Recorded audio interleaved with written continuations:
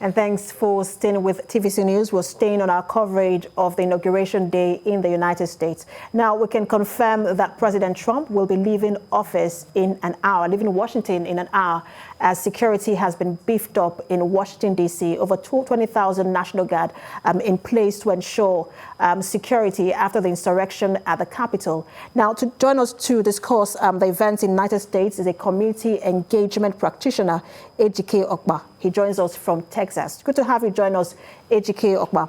Now, we can confirm that President Trump will be leaving Washington in an hour's time, but that was after he has pardoned about 73 people, Steve Bannon, his former advisor, inclusive. Now, Steve Bannon was charged with allegedly defrauding Trump supporters.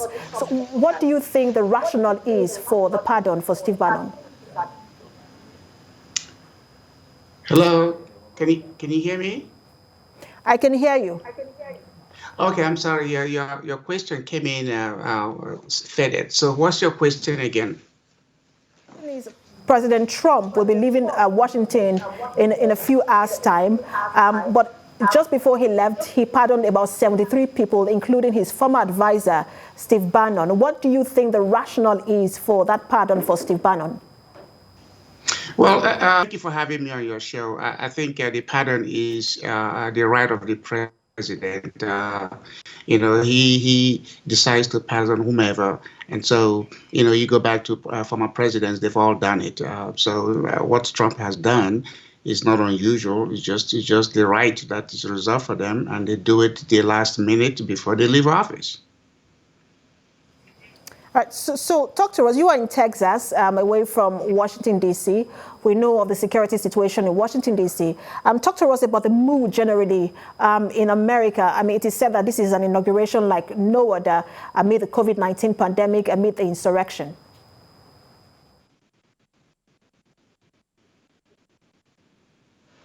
Well, I'm in Dallas. Actually, I got invited. I just never got inauguration because of the crowd.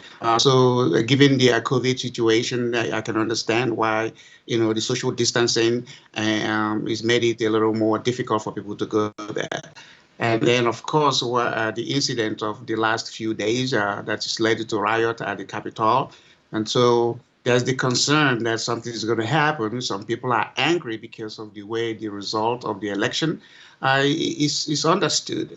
But that doesn't mean there's going to be a war or some, a coup to prevent what is going to happen later in the day.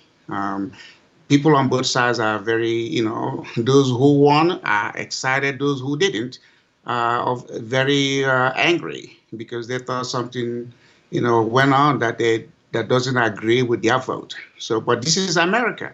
America has to move on.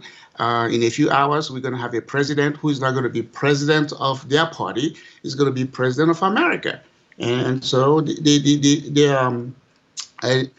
jury is set. We're going to watch it for the next 4 years, and then a verdict will be rendered.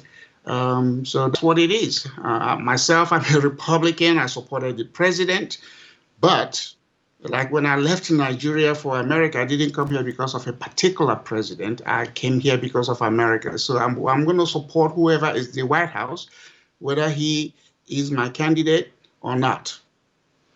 So you just said that you are a Republican, and there is this notion that the Republican Party, brought in President Trump in pursuit of power and abandoned its principles. And right now, the Republican Party is without principles and it is without power. Do you allude to that statement? Well, excuse me, I don't agree with it. I mean, of course, you look at how President Trump got to where he is. When he ran, a lot of people, there were 16 people that sought nomination, and one by one, they all, fell off, and he became the nominee. Of course, when he got in there, all kinds of things were alleged. He was impeached. There was investigation for the 4 years he was in office. No president of America has ever had to endure this kind of situation. So, of course, you know how politicians are. Politicians, no foes, no friend, no permanent enemies, just interest. So when they saw that the wind of change is moving in the direction of Biden, a lot of them that were concerned of their own credibility with their own constituents started to move towards him. So again, stuff like that is expected.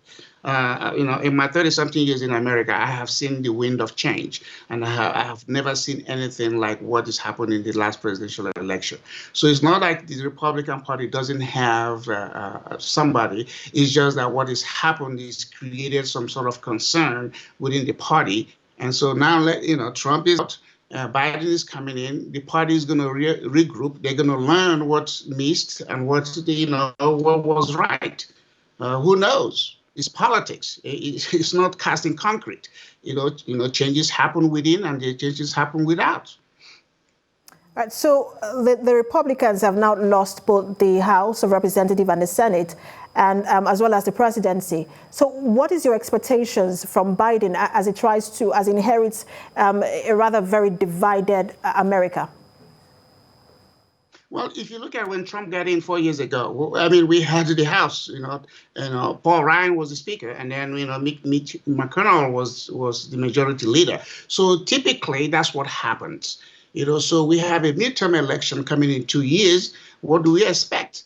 Is the Democrats going to retain both houses? Is very unlikely. So usually when a new president comes in, you have this sort of change. So they have 2 years to convince the Americans, hey, for the trust of giving us the power, we're going to do our job. So we'll see. So it's not unusual to have a new president and a new House and a new majority leader. It's not unusual.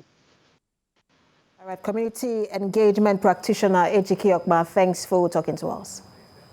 Well, thank you guys for having me, and I'm hoping that what is happening in America enables people in Nigeria to get that house in order, because most Nigerians are not happy, and so our politics shouldn't be the viciousness that we have, where 36 men plus president affect the life of 200 plus million people. It shouldn't be. Nigeria should do better than what it's doing now.